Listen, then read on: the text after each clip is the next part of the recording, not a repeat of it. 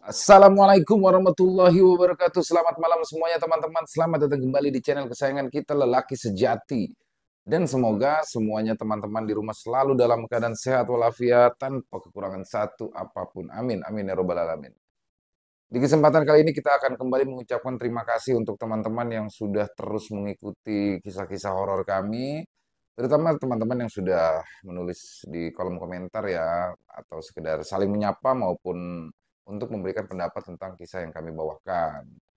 Dan untuk yang sering mendengar juga, tapi males lah ya untuk nulisin komen, nggak masalah. Intinya kalian semua adalah penambah semangat kami ya, vitamin kami untuk terus berkarya untuk memberikan atau membagikan kisah-kisah horor. Dan oke, langsung saja nggak banyak kita berbasa-basi. Semua tindakan pesugihan selalu akan ada konsekuensinya. Selain dosa yang besar, konsekuensinya juga bisa kita dapat langsung di alam dunia ini. Akibat dari bersekutu dengan setan.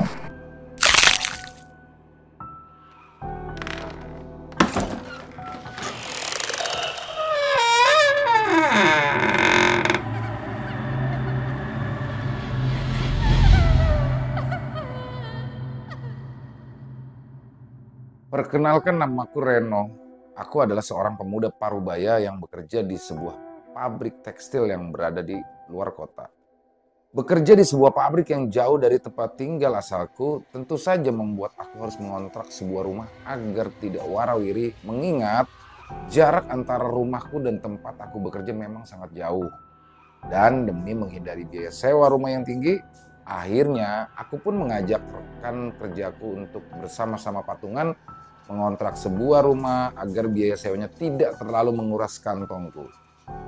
Ya, rekan sewaku saat itu adalah Adit. Tinggal satu rumah dengan Adit bagiku tidak menjadi masalah karena selain dia adalah rekan kerjaku, rumah yang kami tempati ini memang tidak begitu besar dengan adanya 2 kamar tidur dan 1 kamar mandi. Lalu seiring berjalannya waktu, semuanya yang berawal baik-baik saja tiba-tiba berubah. Ya, berubah menjadi tidak mengenakan semenjak Adit memilih keluar dari pabrik tempatku bekerja dan memulai bisnis. Yang aku pun sebenarnya nggak tahu ya kejelasan bisnis tersebut. Nah, yang ku tahu semenjak dia keluar dari pabrik, Adit ini sudah jarang sekali pulang ke rumah. Tapi anehnya, kini tuh dia mampu membeli kendaraan disertai dengan gaya hidupnya yang seiring itu ikut berubah lah ya. Wah, lu jadi kaya sekarang bro. Ikut dong, kerja di mana sih? Tanyaku saat itu. Lah udah, lu di pabrik aja. Kalau butuh apa-apa, tinggal bilang aja sama gua. Jawab Adit sore itu sambil terlihat mempersiapkan diri hendak pergi. Lah, kamu mau kemana lagi, Dit? Tanyaku sambil duduk di depan pintu kamarku. Mau keluar dulu bro, tenang aja. Nanti gue beliin makanan. Oh iya tuh, ada beras, mie, dan makanan ambil aja. Bebas, ucapnya. Lalu setelah obrolan kecilku waktu itu, akhirnya Adit pun pergi meninggalkan rumah dengan pakaian yang terlihat sangat necis. Dan singkat cerita, malam itu pun aku berada di rumah sendirian. Ya, pada saat malam itu keadaan di kota ini memang sedang dilanda hujan. Hal itu tentu saja sama sekali tidak mempengaruhi hidupku karena selain aku memang tidak pernah kemana-mana, waktu itu aku juga memang belum memiliki pasangan. Jadi apapun yang terjadi, ya aku memang sering menghabiskan waktuku di dalam rumah daripada keluyuran. Malam itulah yang akhirnya menjadi awal semua cerita ini. Jadi malam itu, ketika saat itu aku sedang asik-asiknya mengotak-atik ponsel, tiba-tiba aku mendengar suara di dindingku seperti suara yang dipukul-pukul dengan sangat keras. Yang kurasa pukulan tersebut berada dari kamar yang ada di sebelahku, yaitu kamar Adit.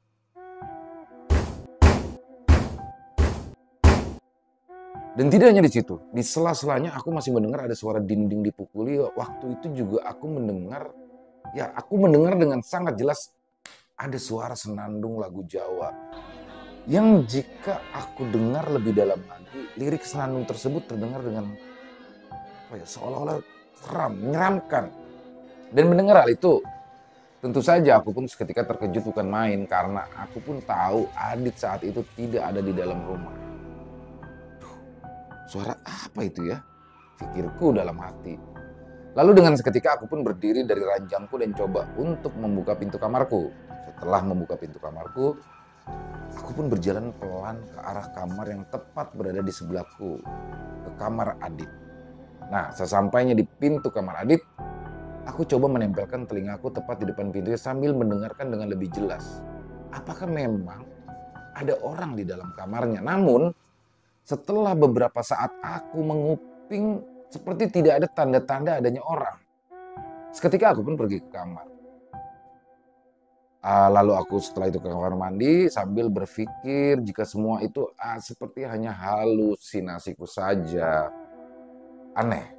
Sesampainya aku di kamar mandi, aku saat itu kembali mendengar adanya suara orang yang lagi-lagi seperti berasal dari kamarnya Adit. Suara tersebut terdengar pelan, layaknya seperti orang yang sedang bergumam. Mendengar hal itu tentu saja aku pun mempercepat langkahku, lalu kembali menuju kamar Adit untuk segera saja aku menggedor-gedor pintu kamarnya. Dit, teriakku sambil terus menggedor-gedor pintu kamarnya. Dan karena tak kunjung mendapatkan jawaban, akhirnya aku pun memutuskan untuk masuk ke dalam kamarku sendiri dan melanjutkan aktivitasku. Sedang sekitar pukul 11 malam, semuanya terasa semakin aneh. Kamar Adit yang sebelumnya terkunci dengan rapat saat itu tiba-tiba terlihat terbuka dengan perlahan. Meskipun saat itu aku tidak melihat adanya orang. Hal itu memang bisa terlihat jelas dari kamarku. Karena sesuai kebiasaanku, aku memang jarang sekali lah ya menutup pintu kamar meskipun aku saat itu berada di kamar. Nah, ketika aku melihat ke arah pintu kamar Adit yang tiba-tiba terbuka sendiri, aku pun berdiri. Lalu aku mencoba menuju ke arah kamar Adit sembari melihat isi kamarnya. Malam itu, aku melihat isi kamar Adit memang sedikit berantakan. Selain banyaknya baju-baju yang terlihat berceceran, malam itu aku pun melihat adanya potongan bunga melati yang sepertinya sengaja ditaburkan. Kok banyak potongan bunga melati ya? Buat apa sih Adit? Pikirku dalam hati saat itu. Setelah melihat itu semua pun akhirnya aku kembali menutup pintu kamarnya. Lalu aku kembali masuk ke dalam kamarku untuk segera tidur karena aku pun tahu malam itu waktu sudah terasa semakin larut. Dan singkat cerita, malam itu pun berlalu begitu saja. Dan keesokan harinya aku pun mencoba bangun pagi karena harus berangkat bekerja pagi itu. Ketika aku hendak pergi ke kamar mandi, aku pun tentu saja harus melewati kamar Adit yang memang letak kamar Adit ini tepat berada di samping kamarku sebelum ada kamar mandi lagi yang ada di rumah ini. Nah, ketika aku melewati kamar Adit, pagi itu aku melihat Adit yang sepertinya sedang beristirahat tanpa menutup pintunya. Loh, dia udah pulang ya? Kirain semalam-malam dia nggak pulang, pikirku saat itu. Sambil langkahku yang terus tidak berhenti menuju ke kamar mandi. Dan sesampainya di kamar mandi, anehnya, aku kembali melihat pemandangan yang sangat tidak masuk di akal saat itu. Pagi itu aku melihat isi bak kamar mandi rumah ini penuh dengan potongan bunga melati, rambut manusia, hingga potongan bunga mawar. Mengetahui hal itu, tentu saja aku seketika terkejut bukan main dan menganggap bahwa ini semua adalah ulah dari Adit.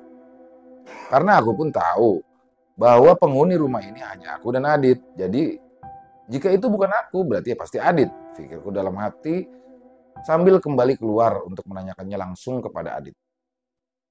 Dit, bunga di kamar mandi itu lo yang nabur ya? Tanyaku sambil berjalan ke arah kamar Adit. Tapi aneh, setibanya aku berada di kamar Adit, aku tidak lagi melihat adanya Adit. Adit yang sebelumnya kulihat dengan mata kepalaku sendiri sedang tidur nyenyak saat itu tiba-tiba menghilang tak kemana. Melihat semua itu tentu saja aku pun terkejut bukan main. Jantungku berdetak dengan tubuhku yang juga seketika gemetaran tidak karuan karena perasaanku yang menjadi tidak nyaman. Akhirnya pagi itu aku pun tidak jadi mandi dan langsung saja ganti baju berangkat pergi ke tempat kerjaku. Nah, sesampainya di tempat kerja, aku terus saja memikirkan hal itu.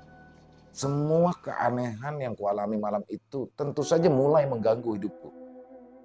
Hingga akhirnya kejadian seperti itu pun terus saja terjadi. Hingga beberapa waktu lamanya. Nah, Adit yang kini sudah jarang sekali berada di rumah. Ditambah dengan semua keanehan-keanehan yang kini hampir setiap malam ku dengar. Membuat hari-hariku ketika berada di dalam rumah itu memang tak bisa lagi digambarkan. Dan setelah beberapa bulan lamanya, kejadian itu pun terjadi. Sebuah kejadian yang pada akhirnya mengungkapkan kenapa semua ini bisa terjadi.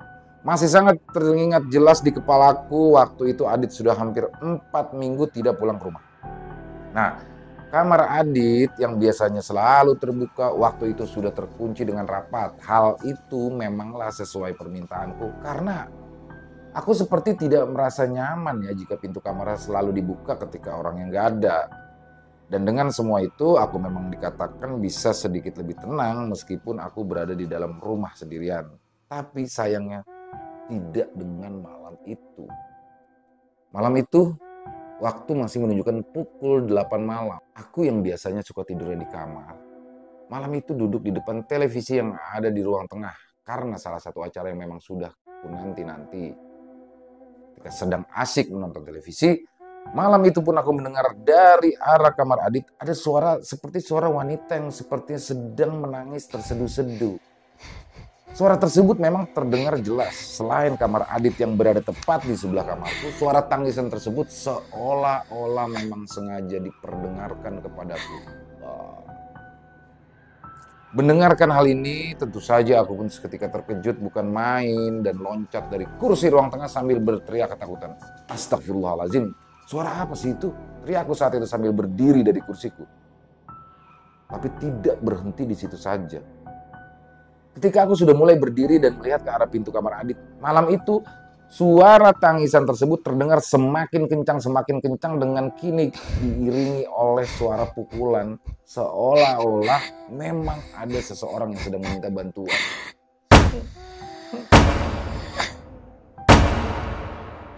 Suara tangisnya yang diiringi dengan suara pukulan yang dipukulkan ke pintu kamarnya.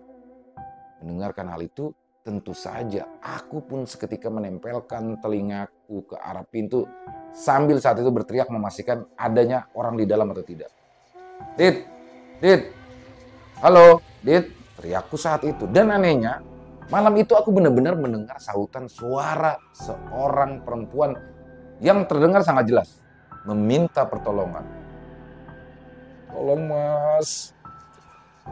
mas, teriaknya. Dan mendengar hal itu pun tentu saja aku terkejut bukan main. Langsung aku menggedor-gedor pintu kamar Adit karena waktu itu aku benar-benar berpikir jika ada seseorang di dalam kamar Adit yang sedang membutuhkan pertolongan. Oke, sebentar, tunggu, teriakku sambil berlari ke arah dapur untuk mengambil linggis. Yang akhirnya aku pun menggunakan linggis itu untuk membuka paksa pintu kamar Adit. Aneh sekali. Ketika aku berhasil masuk ke dalam pintu kamar Adit, aku saat itu sama sekali tak melihat adanya orang yang berada di dalam kamar itu. Malam itu, kamar Adit kulihat benar-benar kosong. Dengan hanya ada taburan bunga ditambah dengan bulu-bulu ayam yang berwarna hitam. Sehingga membuat aku semakin aneh. Loh kok gak ada orang? Terus tadi suara siapa? Pikirku dalam hati. Dan karena tak kunjung melihat siapapun, akhirnya aku keluar dari kamar Adit dan kembali masuk ke dalam kamarku. Tidak lupa juga seketika aku menutup pintu kamarku karena aku pun tahu malam itu perasaanku sudah sangat tidak karuan. Malam itu pun hujan turun dengan lebat. Sekitar pukul 2 dini hari, tiba-tiba aku terbangun dari tidurku karena aku mendengar suara petir yang terdengar dengan sangat keras menyambar. Suara tersebut mengagetkanku, yang diiringi dengan aroma bunga sedap malam yang saat itu juga tercium dengan sangat kuat. Bau bunga lagi. Gak beres nih. Sepertinya gue harus pindah kontrakan deh, ucapku dalam hati saat itu. Dan belum lama aku mencium aroma tersebut, tiba-tiba aku mendengar dengan telingaku sendiri ada suara loncotan yang kuduga kuat itu adalah suara loncatan sesosok pocong. Suara tersebut terdengar jelas di antara suara hujan yang saat itu turun dengan sangat deras. Blek. Mendengar hal itu, tentu saja aku pun memberanikan diri untuk sedikit mengintip ke arah ruang tamu karena aku sangat yakin jika suara lompatan itu berasal dari sana. Dan ketika aku sudah berhasil membuka sedikit pintu kamarku, malam itu aku melihat dengan mata kepalaku sendiri ada sesosok makhluk halus yang berdiri tegak di salah satu sudut ruangan rumah ini. Makhluk halus tersebut terlihat lebih besar dari ukuran manusia pada umumnya. Badannya saat itu dibalut dengan kain putih kotor dengan mengeluarkan bau yang sangat tidak sedap. Sudah cukup membuat aku yakin jika makhluk halus yang kulihat malam itu adalah sosok pocong. Tak berhenti di situ saja. Malam itu aku melihat dari sela-sela pintu kamarku, sosok pocong besar tersebut benar-benar terlihat meloncat perlahan. Lalu masuk ke kamar Adit. Mengetahui semua itu, aku pun seketika langsung menutup pintu, jegrek dengan sangat pelan. Kemudian aku kembali masuk ke dalam selimutku, diiringi dengan nafasku yang sudah ngos-ngosan karena rasa takut yang malam itu sudah sangat menyelimuti. Sayangnya, setelah beberapa lama aku berada di dalam selimut, seperti tiba-tiba ada seseorang yang kayak seperti duduk di sebelah ranjangku ya. Seolah-olah memang kayak dia lagi nunggu buat gue nih ngebuka selimut gitu loh. Nah, hal ini yang aku pastikan dengan suara ranjangku yang berbunyi ditambah dengan cahaya gelap yang saat itu terpantul dari dalam selimutku. Menandakan jika malam itu benar-benar ada seseorang yang ikut duduk di ranjang tempat aku tidur malam itu. Dan setelah memberanikan diri, aku pun akhirnya membuka selimutku perlahan sambil menatap ke arah orang yang kurasakan sedang duduk di atas ranjangku. Ketika aku sudah dapat melihat orang yang ada di sampingku tersebut, jantungku seketika berdetak kencang, keringatku mulai bercucuran dengan nafasku yang juga mulai ngos-ngosan tidak karuan. Bagaimana tidak, tepat di malam itu, di samping tubuhku, aku melihat adanya sesosok pocong yang saat itu duduk sambil menatapku dengan sayu. Sosok pocong tersebut berwajah hancur, kulit wajahnya mengelupas dengan hidung yang terlihat hanya tinggal tulangnya saja, membuat pemandangan malam itu tentu saja tak akan pernah bisa kulupakan sampai detik ini. Dan yang paling membuat aku terkejut adalah wajah sosok pocong tersebut sangat mirip dengan rekanku yaitu Adit. Bahkan sosok pocong tersebut juga sempat meminta pertolongan dengan ada suara yang terdengar pelan. Melihat hal itu, tentu saja aku pun seketika berlari keluar dari kamar tidurku dan segera menuju pintu utama agar aku bisa pergi lari untuk menyelamatkan diriku. Dan sesampainya di luar rumah, aku pun segera berlari ke arah kontrakan rekan kerjaku yang memang terletak saat itu lumayan jauh lah ya dari letak kontrakanku. Waktu itu, aku benar-benar berlari sekencang-kencangnya dengan perasaan takut dan kondisi hujan lebat. Rasa ketakutan dengan jantungku yang saat itu berdetak dengan sangat kencang hingga kini juga seolah masih bisa kurasakan, menyisakan sebuah trauma. Singkat cerita, setelah aku mendapatkan bantuan, akhirnya pun aku ditampung malam itu di kontrakan rekanku yang akhirnya menceritakan atas kejadian apa yang telah menimpa aku. Dan entah dari mana idenya, keesokan harinya aku bersama semua rekanku akhirnya menuju kembali ke kontrakanku karena semua rekanku berpikir jika kamar Aditlah yang menjadi sumber dari segala teror yang waktu itu menimpaku. Sesampainya di kontrakanku, kami pun seketika langsung masuk ke dalam kamar Adit, menggeledah semua isi kamarnya. Barang-barang milik Adit untuk mencari bukti ya, yang mungkin bisa digunakan sebagai petunjuk untuk memecahkan masalah ini. Hingga akhirnya dugaan kami pun benar. Waktu itu kami menemukan sebuah bukti jika Adit telah bersekutu dengan setan. Telur ayam Jawa, beberapa bangkai ayam Jawa dan potongan bunga hingga alat-alat pemujaan pagi itu benar-benar kami temukan berada di dalam kamar Adit. Dan singkat cerita, karena aku pun sudah merasa tidak nyaman dengan semua itu, akhirnya aku pun membicarakan hal ini kepada pemilik kontrakan.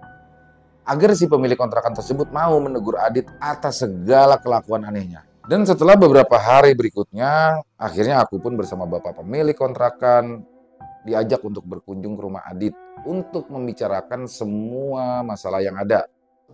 Namun anehnya, ketika kami tiba di rumah Adit, waktu itu aku sudah tak lagi melihat Adit tinggal di rumahnya. Menurut orang tuanya, Adit sudah pergi meninggalkan rumah dari beberapa bulan lamanya.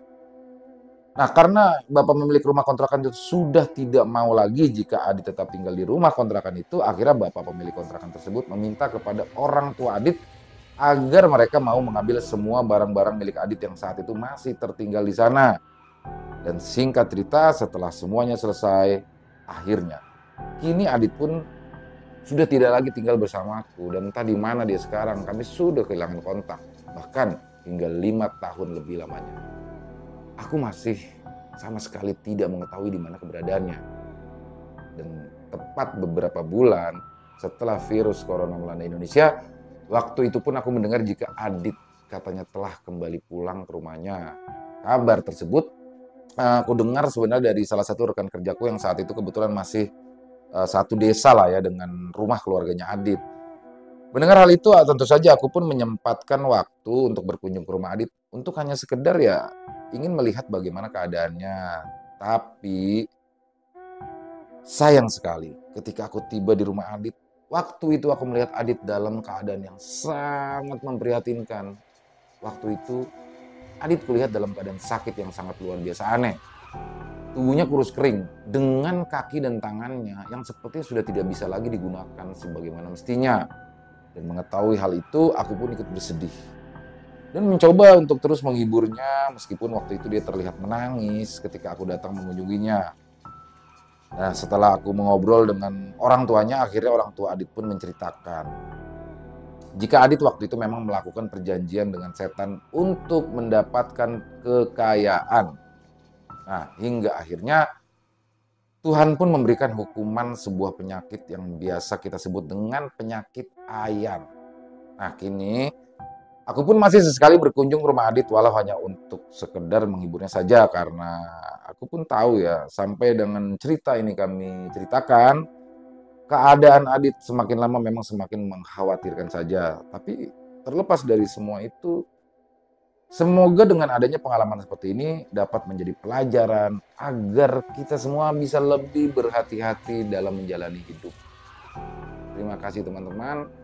Semoga cerita ini bisa menemani hari-hari kalian, dan sampai jumpa lagi di cerita kami selanjutnya. Selesai. Wow, luar biasa. Ini sebenarnya ceritanya kayak udah bisa ketebak, tapi ternyata kayak ada agak plot twist juga sih menurut gue ya. Dan gue suka sama cerita-cerita yang kayak begini. Yang angker ini bukan rumahnya ya, tapi yang angker ini adalah tindakan dari si orang yang tinggal di sana, yang mana itu adalah teman kerja, itu yang bernama Adit. Ya, semoga teman-teman semua bisa mengambil hikmah yang baik dari kisah ini, dan marilah kita buang yang buruk-buruknya. Saya juga memohon maaf apabila dalam pembawaan ceritanya ada kata-kata yang salah saya ucapkan. Saya mohon dibukakan pintu maaf yang seluas-luasnya. Dan buat teman-teman yang punya pendapat lain, silakan tulis di kolom komentar atau hanya sekedar saling menyapa. Kami pasti akan balas komentarnya. Dan buat yang suka bisa diklik tombol jempol. Buat yang belum subscribe, silakan diklik tombol subscribe-nya agar teman-teman bisa terus mendapatkan notifikasi dari konten-konten yang akan kami upload yang pasti tidak kalah serunya. Ya, itu aja. Semoga semua teman-teman selalu dalam keadaan sehat walafiat. Sampai jumpa lagi di konten-konten kami selanjutnya yang pasti tidak kalah horornya, masih bersama saya Ilo, di Lelaki Sejati.